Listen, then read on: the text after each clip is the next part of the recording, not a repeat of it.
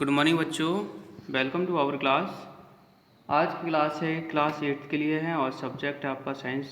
You know that हम पढ़ रहे थे चैप्टर नंबर 5 था कोयला एंड पेट्रोलियम।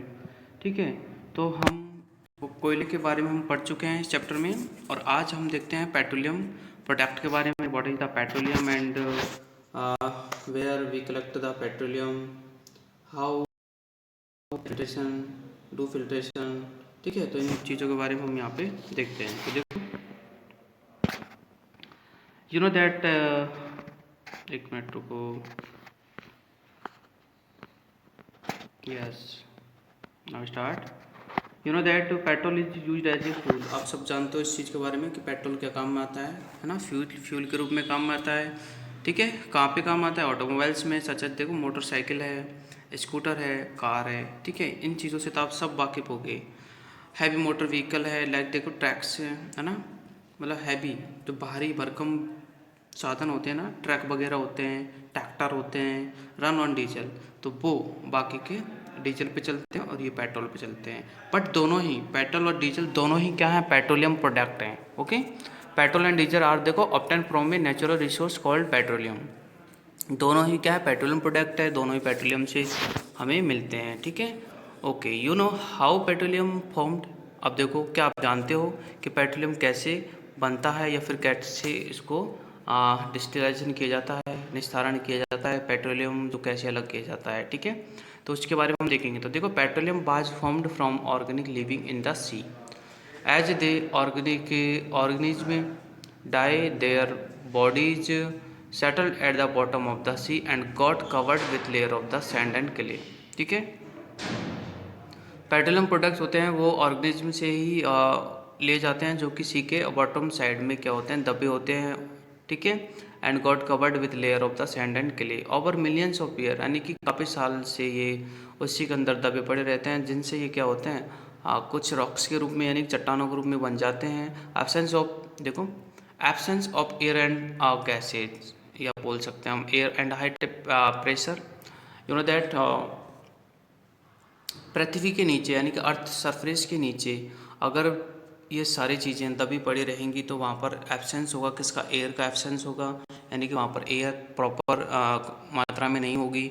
हाई टेम्परेचर होगा नीचे, आप जितना नीचे जाओगे टेम्परेचर उसी हिसाब से बढ़ता जाता है, एंड हाई प्रेशर होगा। तो देखो ध्यान से देखना, इन तीन चीज़ों से, इन चीज़ों को ध्यान से देख लो। एक तो है एब्सेंस ऑफ एयर, ये वाला। दूसरा है हाइट का टेम्परेचर, और तीसरा है आपका हाई प्रेशर। इन तीनों चीज़ों के कारण, यानी कि इन तीन एक्टिविटीज़ के कारण जो और ऑर्गेनिज्म है, कौन से ऑर्गेनिज्म? डेड ऑर्गेनिज्म, वो कन्वर्ट हो जाते हैं इनटू पेट्रोलियम प्रोडक्ट के रूप में। ठीक है, ओके, जो कि एक नेचुरल गैस होती है, सॉरी पेट्रोलियम प्रोडक्ट जिसको क्रूड ऑयल बोलते हैं, और साथ में होती है नेचुरल गैस। ओके, जो गैस हम यूज करते हैं उनके रूप में ये कन्वर्ट हो जाते हैं। तो देखो इसके बारे में हम ये देखो बाद में देखेंगे इसके बारे में, अभी हम पढ़ते हैं आगे। देखो, look at figure 5.4, it shows that the deposit of petroleum and natural gases. You see the layer containing petroleum oil and gases in the above that of water. Why it is so? Recall that oil and gases are lighter than water and do not mix with it. ध्यान देना कि ये पानी के नीचे बहुत, देखो ये आपका एक तरह से पानी के नीचे का सरफेस बता रखा है। यहाँ पर बहुत भारी एंड बहुत हार्ड टाइप की क्या होती है? रॉक्स होती है। देखो इम्प्रेपियस रॉक्स।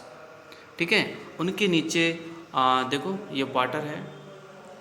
ठीक है, ये भी वाटर है, और ये जो लेयर है ध्यान देना, ये आपकी ऑयल की लेयर है, और ये वाली लेयर जो है आपकी गैस की लेयर है। ठीक है, और ये रिजर्व रॉक्स हैं, यानी कि रॉक्स बनी हुई हैं, और ये ऊपर जो दे रखी है ना ये वाले, ये भी रॉक्स है जो हम मेरा पेन चल रहा है। ठीक है, तो यानी कि दो रॉक्स के बिटवीन एक ऐसा थोड़ा स्पेस होता है जहाँ पर पेट्रोलियम प्रोडक्ट का रिसाव होता है, या पेट्रोलियम प्रोडक्ट जो है बनते हैं। ठीक है, रॉक्स, अब रॉक्स कौन सी होती है? आर्गेनाइज रॉक्स होती हैं, बैल्साइट रॉक्स होती हैं। ठीक है, सेडिमेंट्री रॉक्स होती हैं, आपने ज्योग्राफी में पढ़ा होगा। ठीक है, वो होती है ना, क्या बोलते हैं, स्याल्स में निफा, जो पृथ्वी की जो कोर होती है उनके बीच में ये होता है। ठीक है, चलो तो देखो you will see layer containing petroleum, ठीक है, ऑयल एंड गैसेज अब वो। अब देखो ऑयल और गैस जो होते हैं एक ही लेयर में मौजूद, सॉरी वाटर और जो पेट्रोल होते हैं वो एक ही लेयर में मौजूद होते हैं, but why they are do not mix with it. क्यों नहीं मिक्स होते? बिकॉज इनकी प्रॉपर्टी भी अलग अलग होती है, इसलिए ये मिक्स नहीं होते। तो देखो the world first oil well, यानी कि विश्व का पहला कुआं, कौन सा कुआं? वेल कौन सा? ऑयल का वेल, यानी कि जो है विश्व का पहला जो है वो ड्रिल किया गया था, ठीक है, वो किया गया था पेनिसुलेवनिया में, ठीक है, जो कि यूएसए में पड़ता है, और 1859 में किया गया था। 8 ईयर्स लेटर, यानी कि इसके 8 साल बाद 1867 में यूएसए में किया गया था। Oil was struck eight Makum इन आसाम, और इंडिया में तो है जो माकुम पैलेस का नाम है आसाम में, वहाँ पर सबसे पहले किया गया था 1867 में। In India oil is the found in Assam, Gujarat, Mumbai high and in the river of basin of the Godavari and the Krishna, यानी भारत में जो है गोदावरी और कृष्णा जो नदी है उसके बेसिन पार्ट में जो है ऑयल को फाइंड किया गया था, ठीक है। चलो अब देखते हैं रिफाइनिंग ऑफ पेट्रोलियम। रिफाइनिंग का मतलब है हम पेट्रोलियम प्रोडक्ट को किस प्रकार से अलग अलग सब्सटेंस में चेंज करते हैं। तो देखो petroleum is a dark oily liquid, यानी कि पेट्रोलियम जो होता है डार्क कलर का एक क्रूड ऑयल होता है, जिसको क्रूड ऑयल बोलते हैं। बहुत ही गंदा क्या होता है, ऑयली लिक्विड होता है, ठीक है। उसको रिफाइन किया जाता है ना, अलग अलग प्रोडक्ट में, लाइक डीजल, पेट्रोल, ठीक है, और कैरोसिन, चारकोल, डामर, मोम, wax, it's okay. It has an unpleased odour, ठीक है, और ये भद्दी, ऑड्योर मतलब भद्दी खुशबू देता है। खुशबू तो क्या बोलेंगे उसको, बदबू ही बोलेंगे, ठीक है। It is a mix of the various constituents such as, देखो पेट्रोलियम है, गैस है, तो ये चीज़ें इनमें मिक्स होती है। कौन सा? पेट्रोलियम गैस है, डीजल है, लुब्रिकेंट ऑयल है, ठीक है, लुब्रिकेंट के रूप में वैक्स आता है, और पैराफिन वैक्स भी होती है इसमें। और the process of the separating and the various constant, यानी कि इन सभी अलग अलग जो कॉन्स्टेंट होते हैं, जैसे पेट्रोल, डीजल, मोम, वैक्स वगैरह, इनको सबको अलग अलग करने का जो प्रोसेस होता है, ठीक है, और उसको हम बोलते हैं रिफाइनिंग। क्या बोलते हैं उसको? रिफाइनिंग या पेट्रोलियम रिफाइनिंग, ठीक है। ऊपर देखो आपको ये डायग्राम दिखाया गया है आपकी बुक्स में, तो ये पेट्रोलियम रिफाइनरी जो फैक्ट्री है उसका डायग्राम दिखा रखा है कि हम किस प्रकार पेट्रोल को अलग अलग प्रोसेस के द्वारा रिफाइन करते हैं, ओके। अब आगे देखो various constant of the petroleum and their uses are given below in the 5.1, वो हम देखेंगे भी थोड़ी देर में। Many useful substance are obtain from the petroleum, यानी कि पेट्रोलियम से बहुत ही सारे यूजफुल सब्सटेंस प्राप्त होते हैं। जैसे देखो हम घरों में जो गैस यूज करते हैं, तो गैस भी एक पेट्रोलियम प्रोडक्ट होता है जो हम यूज करते हैं, ठीक है। चलो दीज आर देखो टर्म्ड एज द पेट्रोलियम, ठीक है। अब इनको पेट्रोकेमिकल्स भी बोल सकते हैं। दिस चीज़ देखो थोड़ा साफ नहीं दिख रहा, बट ये पेट्रोकेमिकल्स हैं, यानी पेट्रोलियम से जो हमें चीज़ें मिलती है ये सभी पेट्रोकेमिकल्स भी कहलाती है। These are the use in the manufacturing of, देखो डिटर्जेंट है, फाइबर्स, पॉलिस्टर, नायलॉन, एक्रिलिक, ठीक है, यानी कुछ डिटर्जेंट्स बनाने में इनका यूज होता है और कुछ फाइबर्स भी बनाने में इनका यूज होता है। Polyethene and the other man made plastic है कुछ, ठीक है। Hydrogen gas obtain from the natural gas, it is used in the production of the fertilisers, urea, यानी कि यूरिया के प्रोडक्शन में इनका यूज होता है। Due to its commercial importance petroleum is also called the black gold, इसलिए हम petroleum को ब्लैक गोल्ड के नाम से भी जाना जाता है, ठीक है। काला सोना होता है पेट्रोलियम। क्यों होता है काला सोना? क्योंकि पेट्रोलियम जो मिलता है ना, सबसे पहले तो क्या मिलता है, एक बहुत ही गंदा और ऑड्यूर स्मेल का एक क्रूड ऑयल मिलता है, ठीक है, जिसको लिक्विड फॉर्म में होता है, और उससे हम ये सारी चीज़ें अलग अलग करते हैं, ठीक है। सो दिस इज लाइक एक गोल्ड, है ना, हम इसको ब्लैक गोल्ड बोल सकते हैं, इसका निकनेम होता है। आगे देखो नेचुरल गैसेज। नेचुरल गैसेज का मतलब पता है, जो गैस हमें नेचर से मिलती है नेचुरल गैस कहलाती है, जो कि हमारे लिए बहुत ज़्यादा यूजफुल होती है। अब कौन कौन सी गैसें हैं? सीएनजी वगैरह होती है। देखो natural gas is very important fossil fuel because it is easy to transport it through pipes. Natural gases क्यों इंपॉर्टेंट है? क्योंकि हम इनको पाइप के थ्रू क्या कर सकते हैं, इनको ट्रांसपोर्शन कर सकते हैं। Natural gases is stored in under high pressure as the compressed natural gas CNG। देखो CNG is the use for the power generation, it is now being used.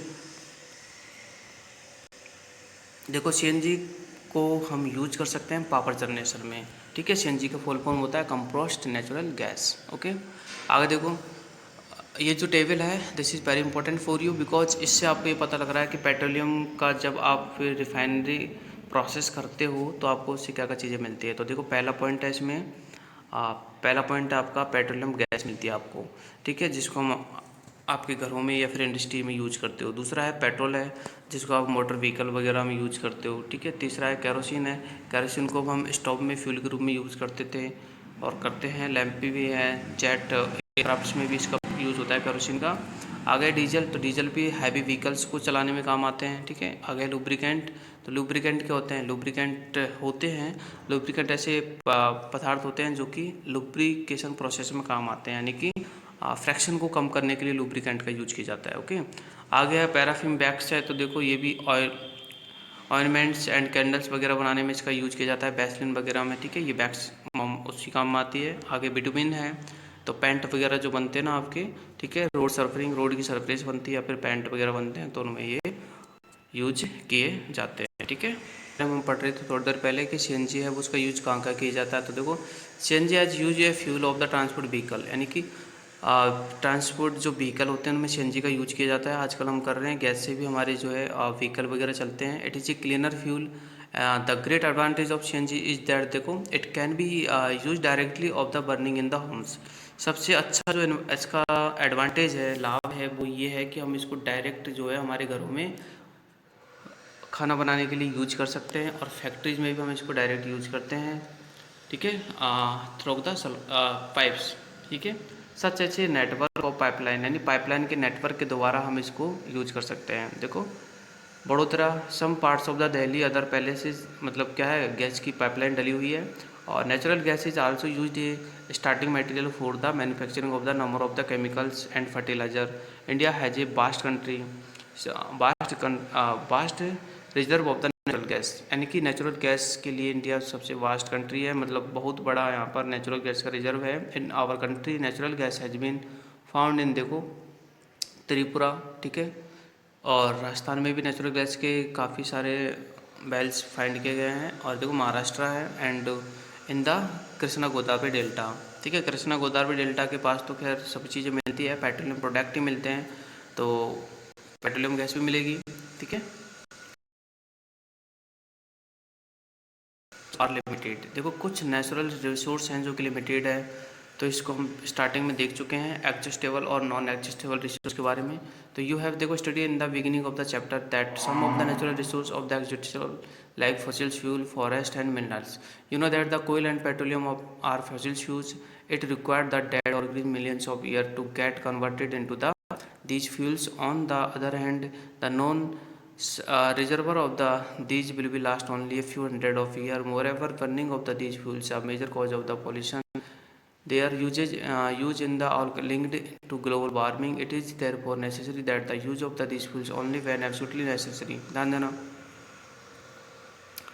कि हमारे पास जो ये ऐसे फ्यूल है, कोयला वगैरह है, पेट्रोल वगैरह है, आपको पता है इनसे बहुत ज़्यादा पॉल्यूशन होता है, तो हमें इनका यूज़ तभी करना चाहिए जब बहुत ज़्यादा नेसेसरी हो, ठीक है। और जब नेसेसरी ना हो तो हमें ऐसे फ्यूल का यूज़ करना चाहिए जिससे हमें पॉल्यूटेड ना हो। तो देखो this will result in better environment, तो इससे हमें एक अच्छा एनवायरनमेंट मिलेगा। बिकॉज आपको पता है ऐसे हम फ्यूल्स को यूज़ करते रहेंगे तो आपका ग्लोबल वार्मिंग है वो ज़्यादा बढ़ेगा। और अगर हम नहीं करेंगे, मतलब हिसाब से करेंगे, दैट ग्लोबल वार्मिंग क्या होगा, लंबे समय के लिए आपका सही पोजीशन पे रहेगा। इन इंडिया देखो the petroleum conservation research association PCRA, है ना, लोगों को एडवाइस करती है how to save petrol diesel while driving, ठीक है। ड्राइविंग करते हैं तो पेट्रोल डीजल कैसे सेव करते हैं, एंड देयर टिप्स आर, देखो कुछ टिप्स बताए गए हैं वो आपको देख लो। पहला है drive at a constant and moderate speed as far as possible, यानी जितना संभव हो सके हमें एक ही स्पीड पर ड्राइव करना चाहिए साधन को, जो भी हम व्हीकल यूज़ कर रहे हैं। Switch off the engine at traffic lights और at the places where are you have to wait, यानी कि जहाँ पर आपको इंतज़ार करना पड़े वहाँ पर अपनी गाड़ी को बंद कर दीजिए। ट्रैफिक लाइट्स पे भी हमें, आपको पता है, लाइट इंतज़ार करना पड़ता है, तो हमें वहाँ पे भी अपनी गाड़ी को बंद रखना चाहिए ताकि हम कुछ पेट्रोल कुछ डीजल बचा सके। इंश्योर करेक्ट टायर प्रेशर, हमारी जो टायर प्रेशर है वो भी करेक्ट होना चाहिए, यानी कि हवा का जो दबाव है, हवा टायर्स में हवा भी सही मात्रा में होनी चाहिए, जिससे कि हमारे पेट्रोल को बचाने में मदद मिले। Ensure regular maintain of the vehicle, और सबसे इम्पोर्टेंट है हमारे व्हीकल को रेगुलर मेंटेन होना चाहिए।